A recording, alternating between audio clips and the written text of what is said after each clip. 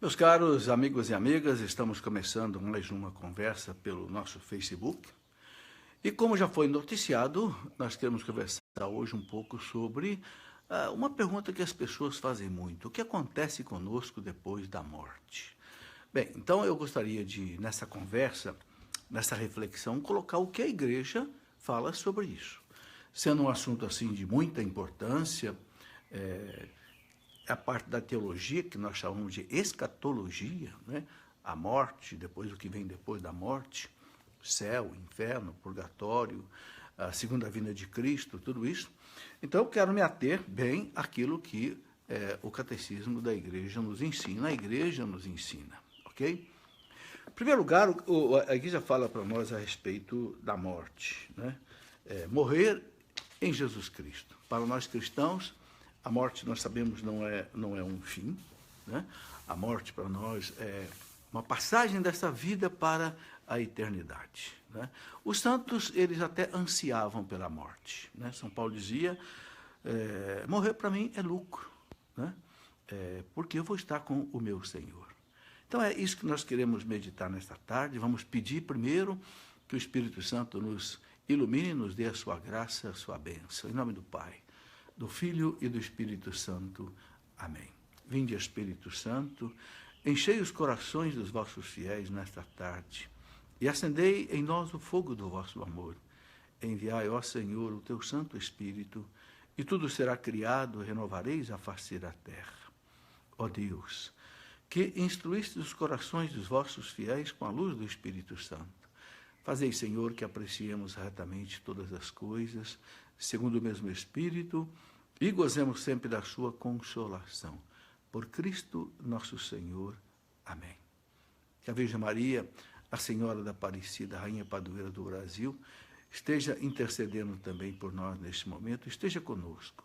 Com vocês aí nas suas casas e aqui também conosco. Ave Maria, cheia de graça, o Senhor é convosco. Bendita sois vós entre as mulheres, e bendito é o fruto do vosso ventre, Jesus. Santa Maria, Mãe de Deus, rogai por nós, pecadores, agora e na hora de nossa morte. Amém. Glória ao Pai, ao Filho e ao Espírito Santo, como era no princípio, agora e sempre. Amém. Bem, meus irmãos, queremos então conversar hoje sobre aquilo que vem, né, depois da nossa morte. Quero dar meu boa tarde a vocês que estão aí já entrando na nossa conversa. Estou aí na Maíra Naves, a Maria Zélia. Sejam todos bem-vindos. Bem, como eu disse, eu quero me centrar aqui bem naquilo que a igreja nos ensina, né? Primeiro de tudo, quando a igreja fala da morte, ela diz para nós o seguinte, né? Que a morte é consequência do pecado, né? São Paulo fala na carta aos Romanos, Romanos 6, versículo 23, o salário do pecado é a morte. Então, a morte entrou na nossa história por causa do pecado original, né? E vamos ressuscitar. Cristo ressuscitou para que nós possamos ressuscitar, né? Então, o catecismo diz para nós aqui no parágrafo 1008, exatamente isso, que a morte é consequência do pecado e que a Sagrada Escritura nos afirma, e também a tradição da igreja, também o magistério da igreja, que a morte entrou no mundo exatamente por causa do pecado. É algo assim muito consistente no ensinamento da igreja, né? Então, diz aqui o catecismo que, embora o homem tivesse uma natureza mortal, Deus o destinava a não morrer. Deus o destinava a não morrer. A morte foi, portanto, contrária aos desígnios de Deus Criador e entrou no mundo como uma consequência do pecado. E que a morte corporal, a qual o homem teria sido subtraído se não tivesse pecado, olha aí, é assim o último inimigo do homem a ser vencido. São Paulo fala lá na primeira carta aos Coríntios, capítulo 15, versículo 26, São Paulo diz que o último inimigo a ser vencido vai ser a morte. Por quê? Porque a morte só vai ser vencida quando o pecado for vencido. E o pecado só vai ser definitivamente vencido quando o Cristo voltar na parousia, na sua segunda vinda. Mas aqui tem algo muito importante, né? O catecismo afirma aqui no parágrafo 1008 que, eu vou até repetir, a morte corporal, a qual o homem teria sido subtraído se não tivesse pecado. Ou seja, se não houvesse o pecado, o homem não morreria.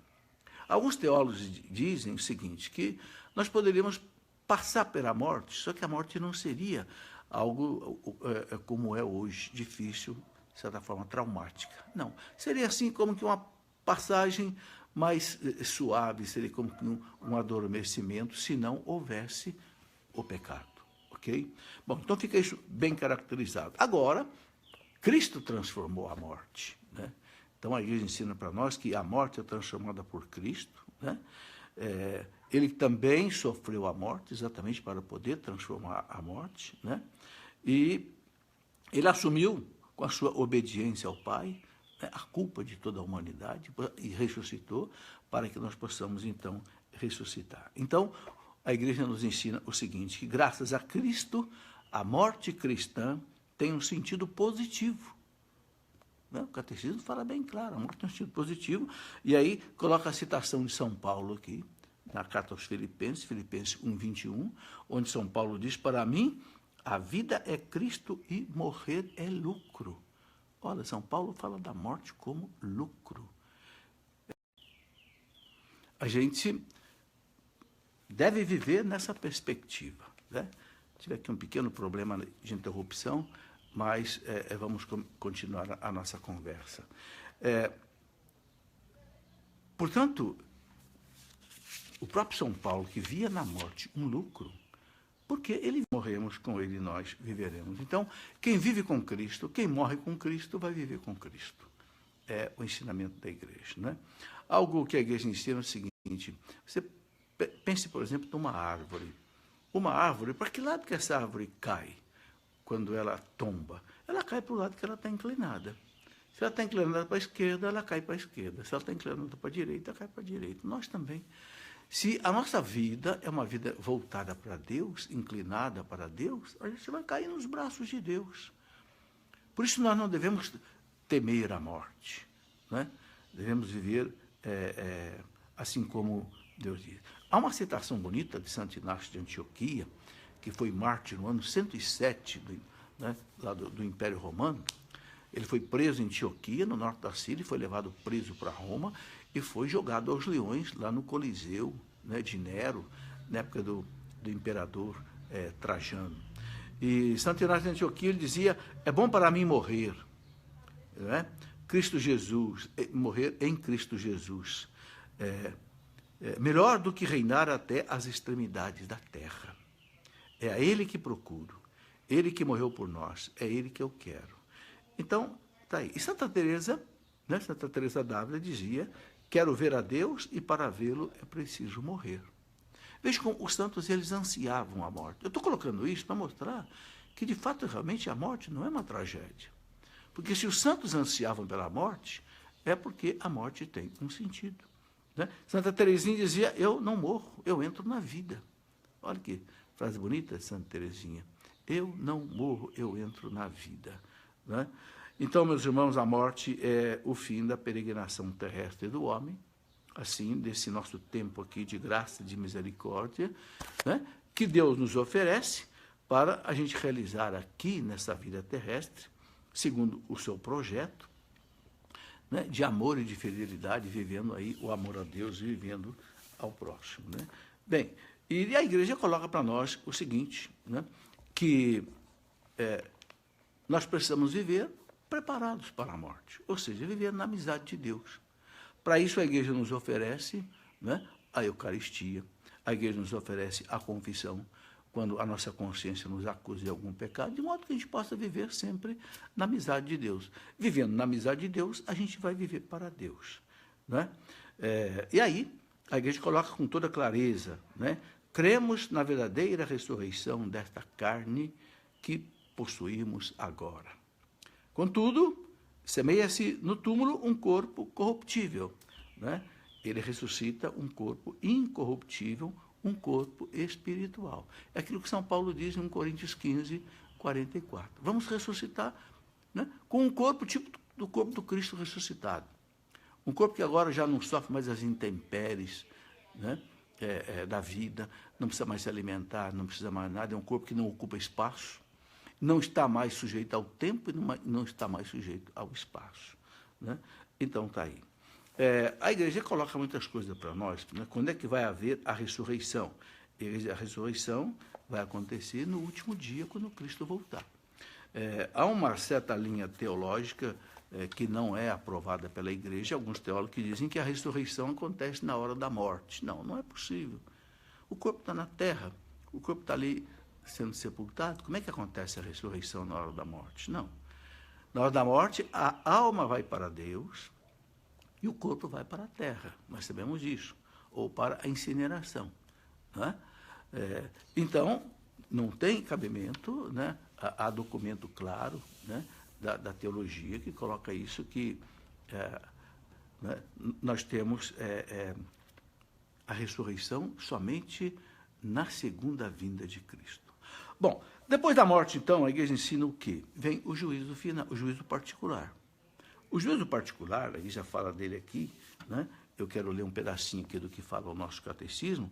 A morte põe fim à vida do homem como tempo aberto ao acolhimento ou à recusa à graça divina, né, manifestada em Jesus Cristo, né? E aí o catecismo coloca no parágrafo 1022 o seguinte: cada homem recebe em sua alma imortal, na alma imortal, diante de Deus, né, diante de Cristo, a retribuição eterna a partir do momento da morte, a partir do momento da morte. Num juízo particular, que coloca a sua vida em relação a Cristo, seja por meio de uma purificação, é o purgatório, né? Vamos falar dele aqui daqui a pouquinho, seja para entrar de imediato na felicidade do céu, seja para condenar-se de imediato para sempre. Então, o parágrafo 1022 do Catecismo deixa bem claro. Após a morte, imediatamente após a morte, né, acontece o juízo particular, a alma diante de Cristo. E ali define-se a sorte eterna da pessoa. Ou ela vai direto para o céu, se estiver perfeitamente purificada, ou vai completar a sua purificação no purgatório, ou ela se renegou Deus radicalmente, não quer saber de Deus, ela pode, então, viver para sempre sem Deus. É a realidade que a igreja chama de inferno. Bom, a carta aos Hebreus, no capítulo 9, versículo 27, fala isso bem claro, né? Está determinado que cada um de nós morra uma única vez. Em seguida vem o juízo. Hebreus 9, 27. E quando a carta aos Hebreus fala em morrer uma única vez, quer dizer, então, que não existe a reencarnação. Por isso que a igreja não acredita na reencarnação. A igreja acredita que nós temos uma morte só. Ok? Bom, o catecismo fala depois do céu.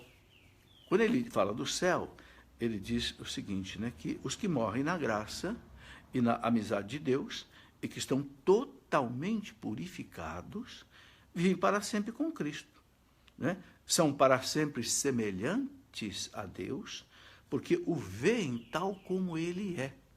É aquela citação que a gente encontra na primeira carta de São João, capítulo 3, versículo 2, vê Deus como Deus é, né? Face a face, São Paulo diz, na primeira carta aos Coríntios, no capítulo 13, no versículo 12, né? E aí tem uma definição dogmática sobre isso, que é do Papa Bento XII.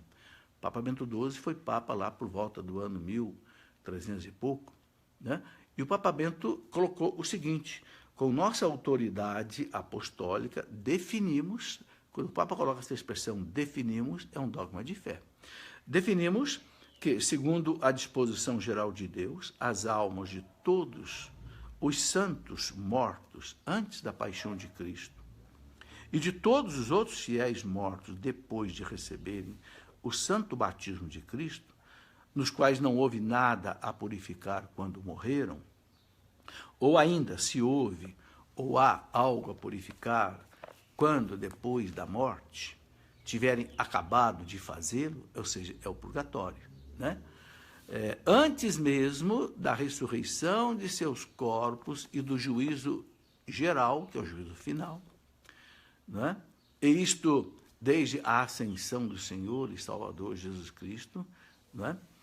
Então, ele diz, estão e estarão no céu, no reino do céu e no paraíso celeste com Cristo, admitido na sociedade dos santos anjos. Então, o que o Papa Bento XII definiu como fé, dogma de fé? Quem morre, perfeitamente santo, ou passa pelo purgatório, ele vai para o céu já antes mesmo do juízo final. Por isso que a Igreja acredita que tem santos no céu, ok?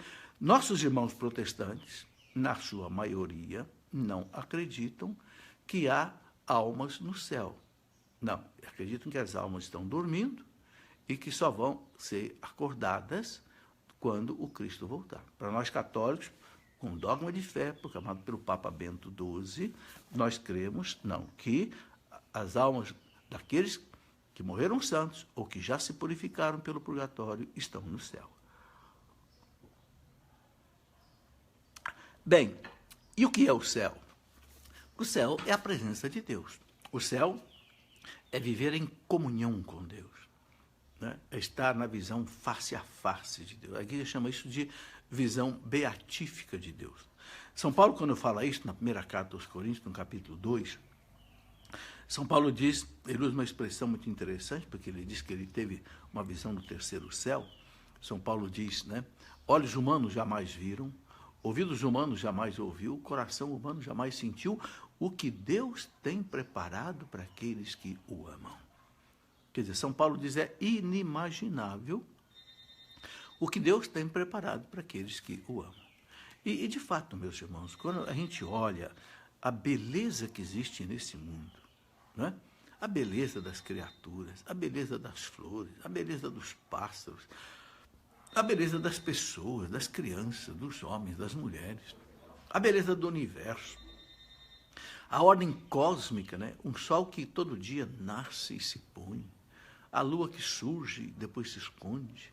Quer dizer, essa perfeição toda é apenas um espelho através do qual Deus mostra um pouco da sua beleza, um pouco da sua maravilha, um pouco da sua riqueza, né? Agora imagina nós então estarmos na presença de Deus. É algo realmente estonteante, né? É tão forte a experiência de Deus face a face que nós não podemos tê-la aqui nesse mundo. O livro do Êxodo, capítulo 33, versículo 20, diz assim: não é possível o homem ver a Deus e não morrer, né? Para ver a Deus é preciso morrer. Por quê? Porque nós não temos estrutura aqui nesse mundo, nesta vida terrena, de poder contemplar o fulgor, a beleza de Deus. Você imagina, por exemplo, o seguinte: o sol a meio-dia. A gente não pode olhar para o sol ao meio-dia, porque há o risco de você queimar as retinas, não é? Não faça isso. Agora, veja bem, sol igual a este, existem bilhões na natureza. O sol é uma estrelinha. Por que ele brilha tanto aqui? Porque ele está perto de nós. Mas esse perto de nós são 300 milhões de quilômetros. Mas, no entanto, o seu calor chega até aqui, porque ele tem uma temperatura de 6 a 10 milhões de graus Celsius. Ora, se nós não conseguimos olhar nem para este Sol, que tem bilhões, você imagina olhar para o Criador de tudo isso. Não tem condição. Nós temos que viver uma nova realidade, um novo tipo de vida, né, para que a gente possa, então, experimentar essa realidade. Bom, o céu é algo inefável, né? A gente não consegue explicar o céu realmente como ele é. Bom, a Igreja fala também o seguinte: aqueles que morrem na amizade de Deus, mas que não estão perfeitamente purificados, passam então por uma purificação que a Igreja chama de purgatório, né? Está no parágrafo 1030 do Catecismo.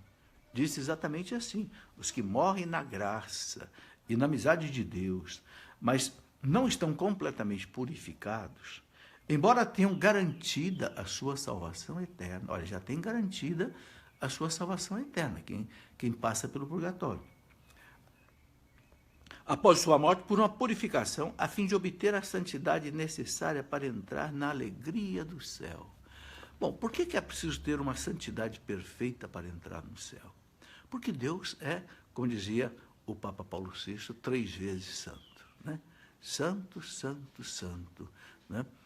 Então, em Deus não pode entrar, na comunhão com Deus, na intimidade, não pode entrar nada que não seja santo.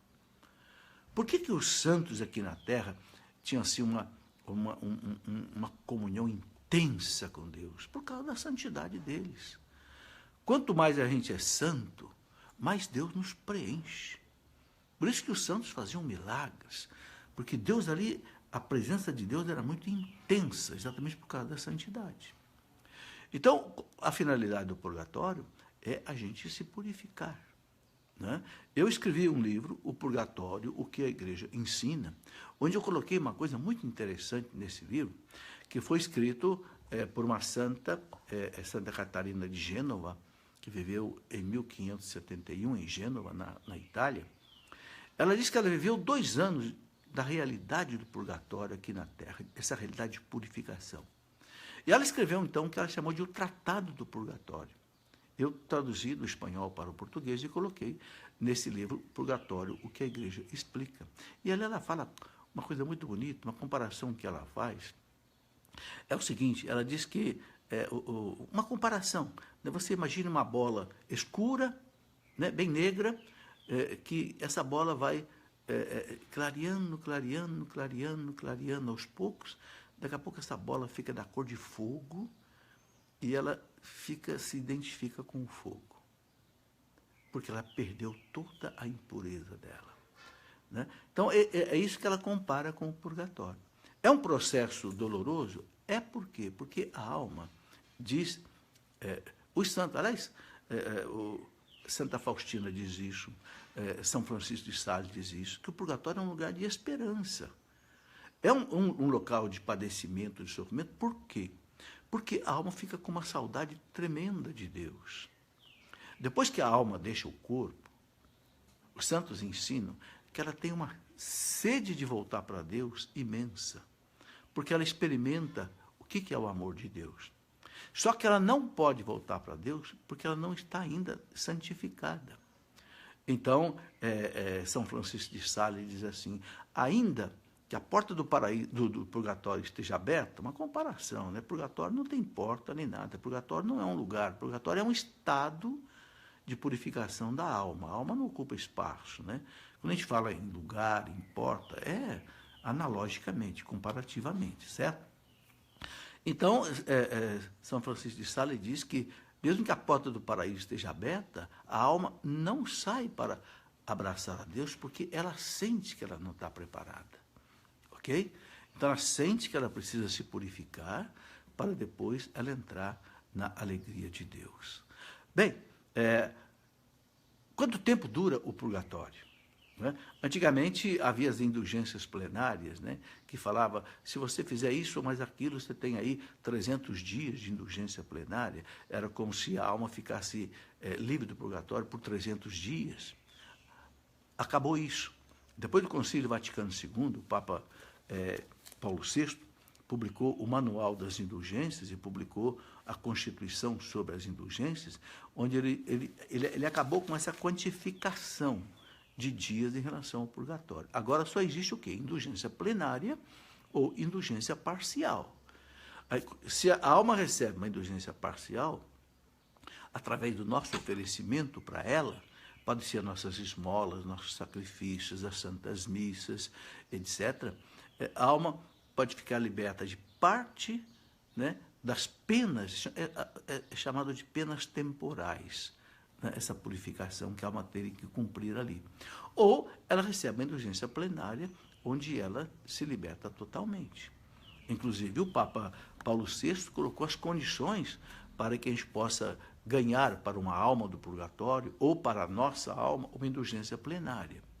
Né? São 4 condições. O Papa coloca, primeiro, fazer uma confissão muito bem feita, rejeitando todos os pecados, toda a miséria, né, em termos de pecado.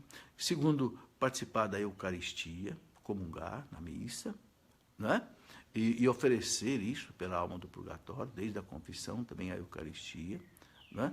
Rezar pelo Papa é a terceira condição. Rezar o quê? O manual fala, pelo menos um Pai Nosso, uma Ave Maria e um Glória ao Pai.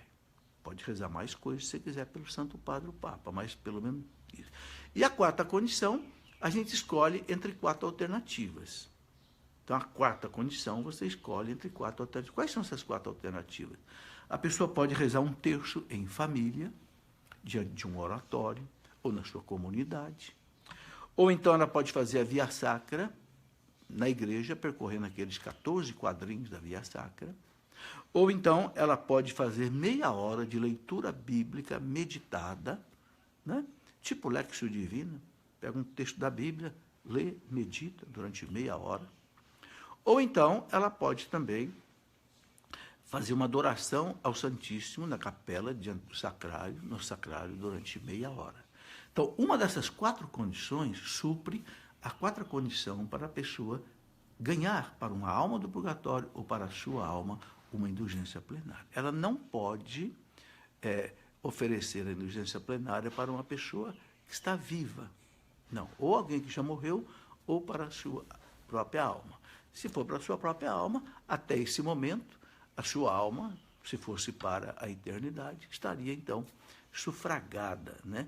Teria o sufrágio de tudo isso.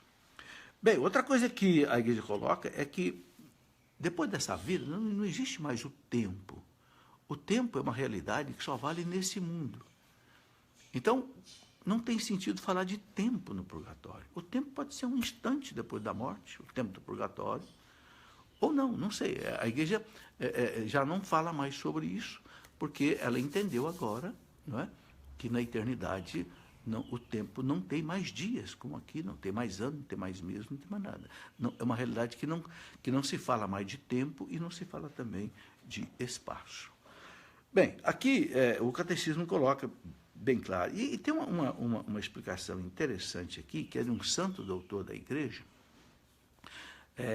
o grande São Leão, São Gregório Magno, né, que foi Papa por volta do ano 590, o Papa São Gregório Magno ele faz uma comparação interessante. Ele diz assim, né, o catecismo, inclusive, coloca essa citação aqui, está lá em Mateus 12, 32, né, no que concerne a certas faltas leves, São Gregório Magno falando, o Sião, né, ele diz assim, deve-se crer que existe, antes do juízo, um fogo purificador.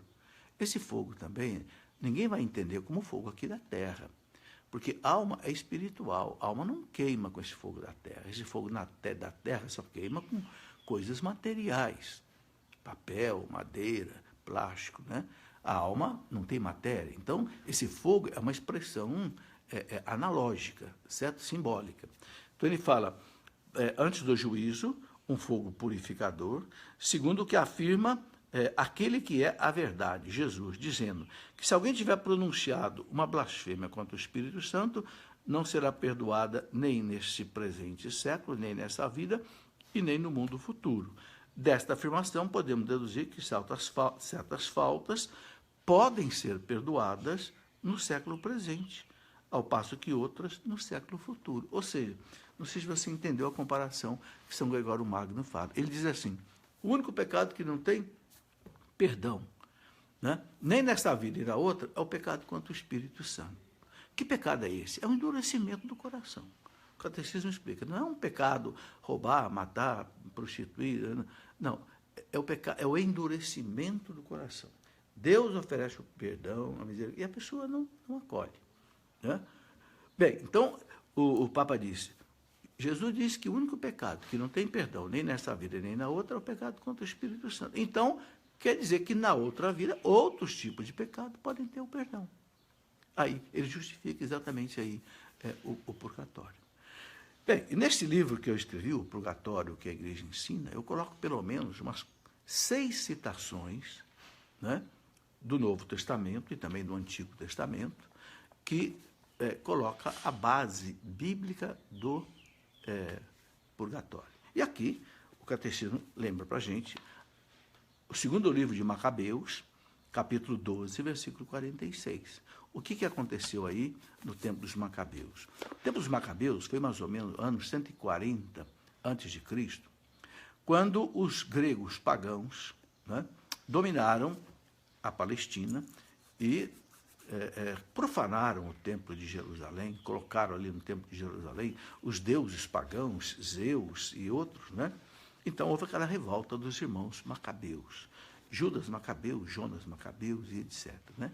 E numa dessas batalhas do povo de Deus contra esses invasores pagãos, né?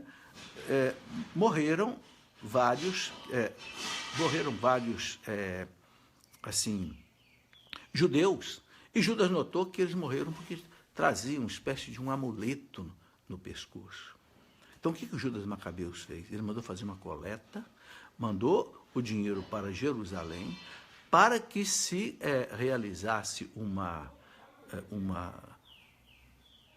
celebração, né, para o perdão dos pecados desses que morreram desse jeito. Veja, já no Antigo Testamento não se acreditava no perdão, mesmo além da morte.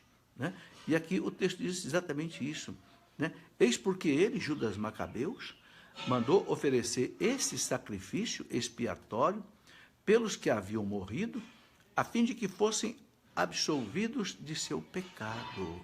Olha aí, para que fosse absolvido de seu pecado. 2 Macabeus 12:46. E aí o catecismo diz aqui uma coisa muito interessante, que desde os primeiros tempos, a igreja honrou a memória dos defuntos e ofereceu sufrágios em seu favor, em especial o sacrifício eucarístico. Né? E uma passagem muito bonita que existe aqui, né? Na igreja, dos santos padres da igreja, uma passagem do grande São João Crisóstomo, santo e doutor da igreja, que foi patriarca de Constantinopla. Né? Leia, veja o que esse santo diz. Ele diz assim, levemos-lhes socorro e celebremos sua memória. Se os filhos de Jó foram purificados pelo sacrifício de seu pai, por que deveríamos duvidar de que nossas oferendas em favor dos mortos lhes levem alguma consolação? Não hesitemos em socorrer os que partiram e em oferecer nossas orações por eles. Está aí, meus irmãos, rezemos pelas almas do purgatório. Nós podemos oferecer o que pelas almas do purgatório? Bom, em primeiro lugar, a Santa Missa. Porque a Santa Missa é o próprio Cristo que reza pelas almas do purgatório. E você pode notar que em todas as missas, a igreja reza pelas almas do purgatório. Qualquer que seja a oração eucarística escolhida, daqueles 8, 10 tipos que existem, sempre tem aquele momento de rezar pelos mortos. É o chamado memento dos mortos. Memento que quer dizer em latim lembrança. A igreja reza. Né? Então, não existe almas abandonadas, não existe almas que não recebam da igreja a sua oração. Porque, olha, eu penso que devem ser celebradas no mundo cerca de mais de 400 mil missas por dia. Por quê? Porque a igreja tem mais de 400 mil padres. Se cada padre celebra uma missa por dia, são mais de 400 mil missas celebradas em 24 horas. Se você dividir isso pelo número de segundos que tem num dia, vai dar mais ou menos 5 missas a cada segundo. Olha que coisa bonita. E em todas essas missas, as almas do purgatório estão recebendo o sufrágio da mista do corpo e sangue de Cristo, que é oferecida também por elas ao Pai. Que coisa bonita, né? Então, nós podemos oferecer pelas almas do purgatório a missa, a indulgência plenária, a indulgência parcial, as esmolas, os sacrifícios, as nossas dores, as nossas doenças, os nossos dissabores, as contrariedades. Você pode tudo isto oferecer pelo sufrágio das almas do purgatório. Seu pai que já foi, sua mãe que já foi, algum irmão que foi, algum parente, algum amigo. Entende? Tudo isso pode ser oferecido. Bom, a igreja fala também do inferno. Né? Só que o catecismo fala aqui uma coisa muito interessante, né? Que se a pessoa morre em pecado mortal. Pecado mortal é o quê? Aquela pessoa que morreu brigada com Deus. Mas por culpa própria. Ela não se abriu para a graça de Deus, não abriu para a misericórdia de Deus, rejeitou. Então, o catecismo diz aqui, morrer em pecado mortal, sem ter se arrependido dele, e sem acolher o amor misericordioso de Deus, né, significa ficar separado do Todo-Poderoso para sempre, por nossa própria opção livre. Nossa própria opção livre. Veja, não é Deus quem joga ninguém no inferno. É a opção livre da pessoa. Né? Aí o Catecismo diz aqui, eu estou lendo o parágrafo 1033, aí o Catecismo diz assim, é este estado de autoexclusão, veja, é a pessoa que se exclui. Eu estou lendo aqui o Catecismo da Igreja, tá certo? O Catecismo fala de autoexclusão, esse estado de autoexclusão definitiva da comunhão com Deus e com os bem-aventurados, que se designa com a palavra inferno. Então, como é que o Catecismo coloca aqui o inferno? O inferno é uma frustração. Por quê? Porque a alma foi feita para Deus.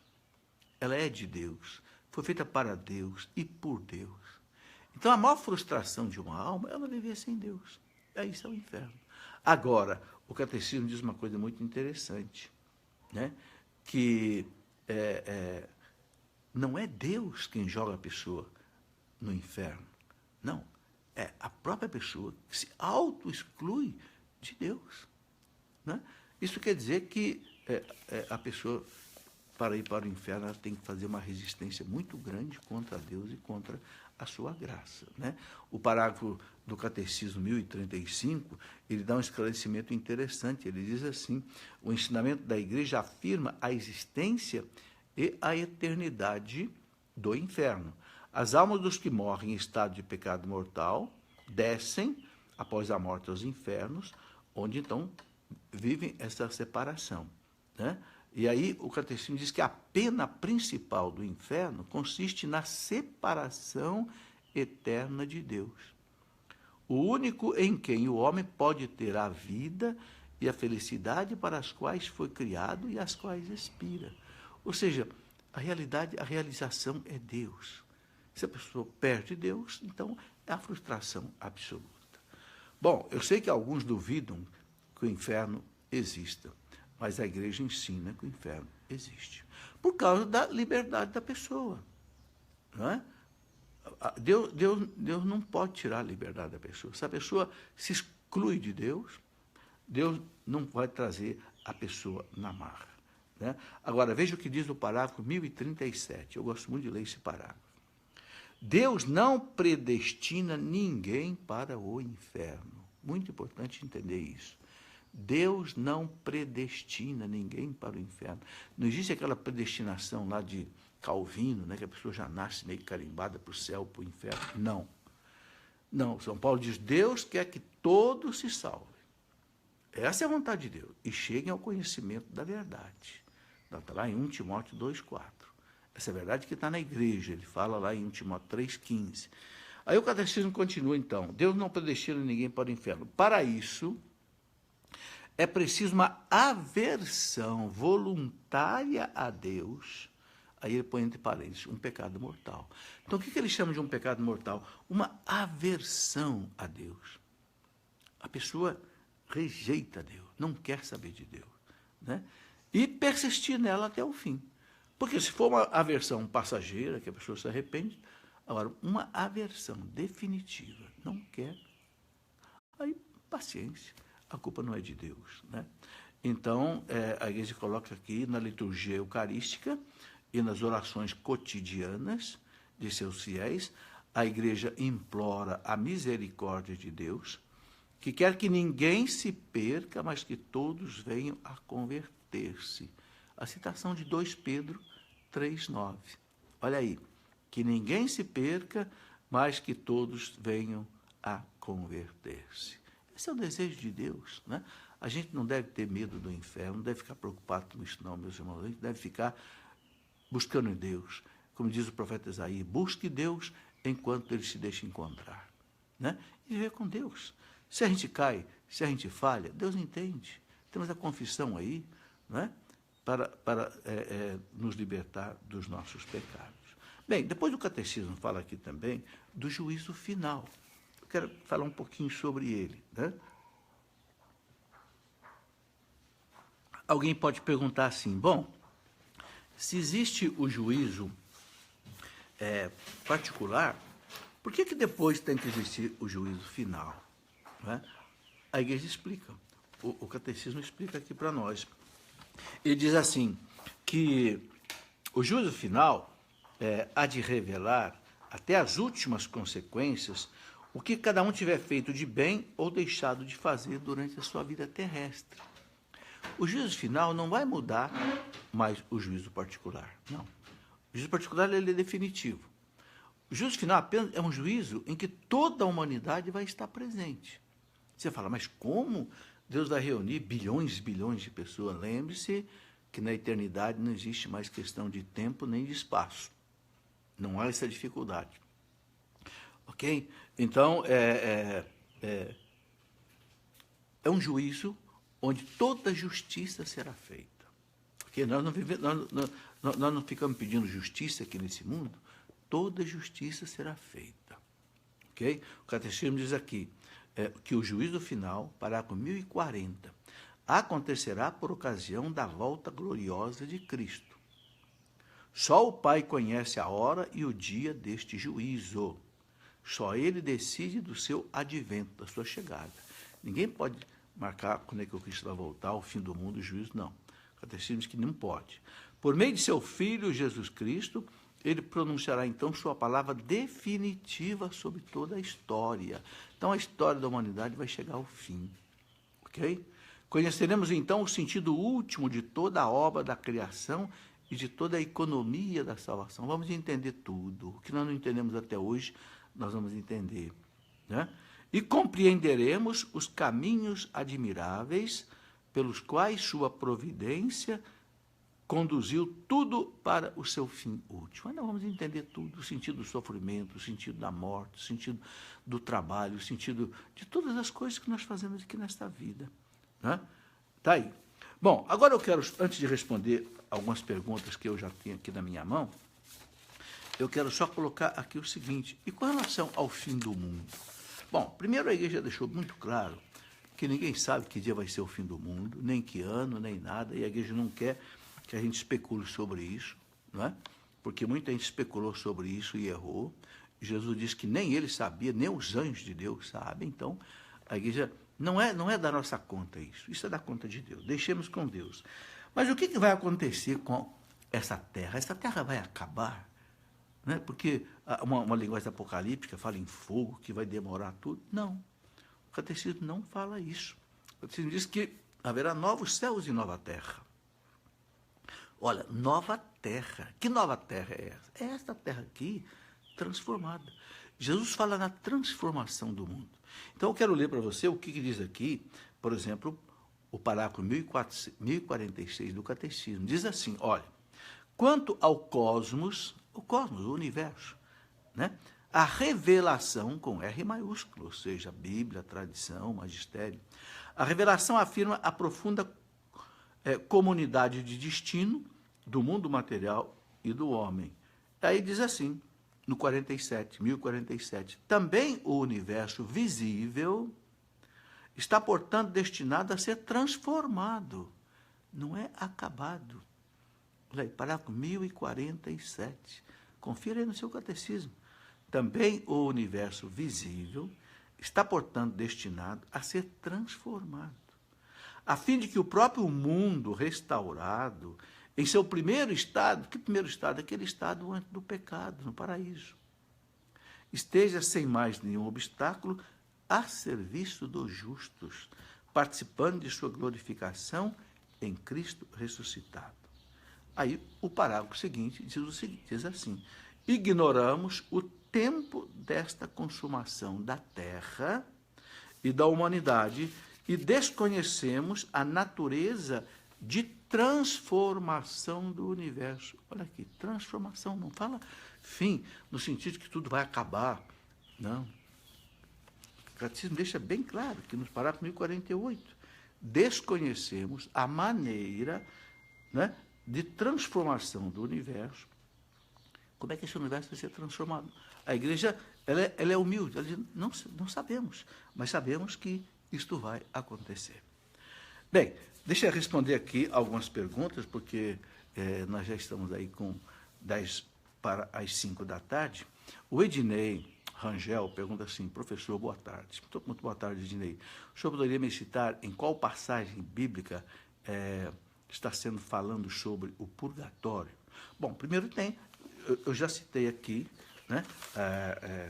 Eu vou pegar aqui o livro do purgatório para eu poder colocar.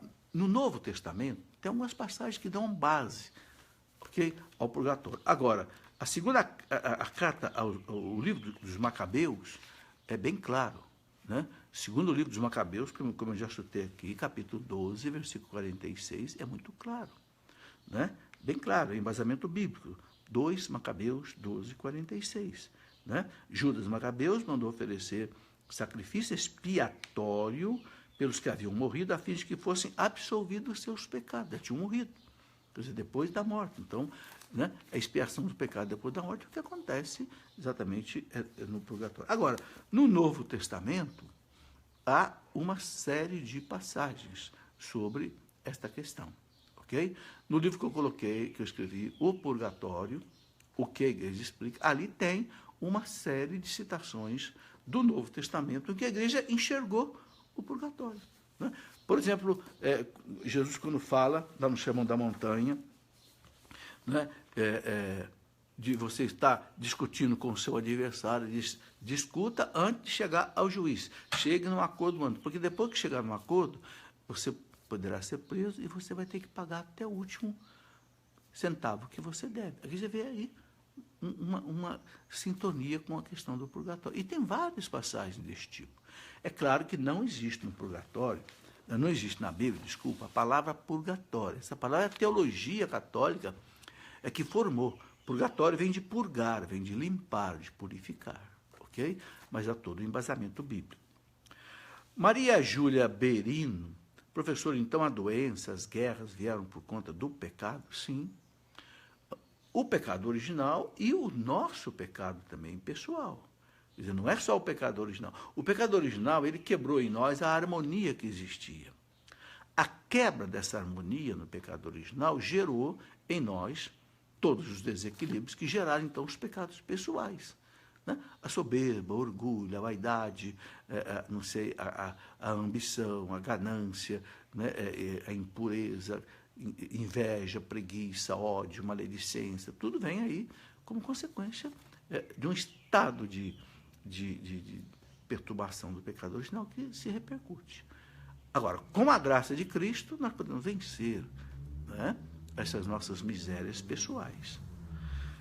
Dorinha Silva: professor, por que Moisés e Elias aparecem aos discípulos na transfiguração se eles estão mortos? Olha, a igreja pode permitir que uma alma apareça. Os santos falaram de muitas aparições de almas, né? Almas que apareciam a elas, né? na vida dos santos. A igreja ensina que Deus pode, raramente, não é sempre, permitir que uma alma se manifeste para alguém. Como um anjo, por exemplo, que não tem corpo, se manifeste para alguém de maneira visível, para que a pessoa possa ver. Não quer dizer que o anjo tem corpo, nem que a alma tem corpo. Mas Deus pode permitir. Ok? É uma visualização. Com que objetivo? 2 objetivos. Primeiro, para que se creia na eternidade, na vida depois da morte. Segundo, muitas vezes para pedir oração. Então a igreja sempre recomenda o seguinte: sempre que você sonhar com uma alma de uma pessoa que já morreu, ou quem sabe ter uma visão, mas rezar para ela uma missa. Então, pode ser que essa alma esteja solicitando isso, ok? Bom, ela coloca aqui na parábola de Lázaro e o rico, não é proibido os mortos aparecerem, é proibido a evocação dos mortos. Agora, Deus pode permitir, como permitiu a aparição de Elias e de Moisés para Jesus. E para ali também os apóstolos. Okay? O que a igreja ensina é que nós não podemos chamar as almas aqui, invocar os mortos. É isso que a igreja ensina. Maria Bernadette Marchetti: professor, o católico pode ser cremado? Pode, ô Maria Bernadette. Está no catecismo que o católico pode ser cremado. Agora, desde que não seja para contestar a crença na ressurreição. Ok? Se a pessoa acredita na ressurreição, não há problema. Agora, a igreja prefere o sepultamento. Por quê? Porque ali né? Você tem como que a relíquia da pessoa, o corpo da pessoa, que foi templo do Espírito Santo, onde vai rezar. Agora, uma coisa que o Vaticano colocou bem claro, a Santa Sé colocou bem claro, é o seguinte: quando se faz a cremação de uma pessoa, a família recebe as cinzas da pessoa. Essas cinzas não podem ser jogadas em qualquer lugar, na água, na planta, não. Esta caixa com as cinzas é como se fosse o corpo da pessoa. Então você precisa sepultar, como faz o sepultamento. Claro que não precisa fazer as exéquias, normalmente as exéquias já são feitas antes da cremação, mas se faz o sepultamento, como se faz o sepultamento do corpo no cemitério. Então, se a família tem um jazigo, né, uma sepultura, coloque lá na sepultura, por exemplo. Entende? Não é para jogar na água, nas plantas, etc. Não. Tem que ser sepultado. Emerson Martins, professor, o pecado que leva para o inferno e os 10 mandamentos. Veja, o Emerson, qualquer pecado que separe de Deus definitivamente, causa uma aversão a Deus, como o catecismo diz, uma aversão definitiva, irrevogável, que a pessoa não quer saber, não é? Pode levar.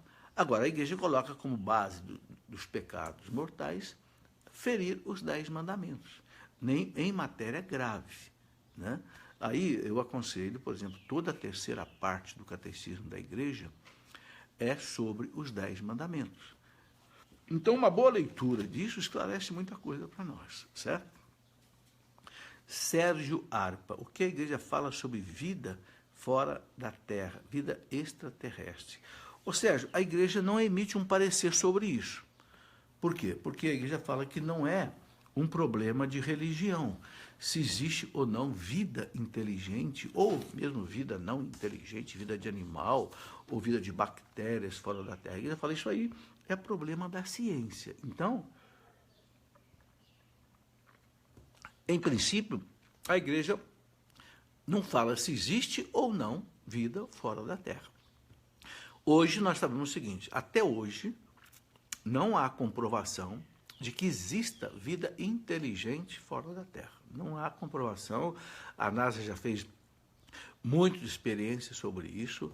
Eu posso dizer a vocês que eu fiz meu doutorado no Instituto Aeroespacial do ITA, em São José dos Campos. Inclusive, meu orientador de doutorado foi o doutor Tadeusz Cielava, que inclusive ele foi, um tempo de consultor na NASA, nos Estados Unidos. Ele me dizia que realmente não tem nada comprovado que prove que já exista ou não. Se existir, aí a igreja vai aceitar o que a ciência colocou de concreto, e aí a igreja vai poder dizer até como é que fica a vida religiosa desses seres, se houverem fora da Terra. Mas, do que eu tenho lido ultimamente, né, os cientistas têm dito que é muito difícil chegar a uma conclusão. Talvez nunca se chegue a uma conclusão. Por quê? Por causa das enormes distâncias que existem no universo. E o universo ele está se abrindo numa velocidade incrível. Então, fica cada vez mais difícil, né, as viagens interestelares e coisas desse tipo. É muito difícil. Portanto, a igreja não coloca nenhum parecer sobre isso. Carlos Aparecido Domingos, o anjo da guarda acompanha nós depois que morremos. Ô Carlos, a igreja não fala nada. Eu nunca li nada, nem em catecismo, nem nos documentos dos papas, nem mesmo dos santos sobre isso. Então, a gente não deve colocar nada sobre isso. O que nós sabemos é que o anjo da guarda existe para a nossa vida aqui na Terra. Eu penso que a pessoa morreu, não precisa mais do anjo da guarda. Ok? Aí, eu não sei, o anjo pode ser destinado por Deus à guarda de uma outra pessoa, não sei. A igreja não coloca isso aí desse jeito. Bom, 5 horas, né? É uma alegria nós termos chegado aqui até esse momento. Quero agradecer a sua companhia até esse momento.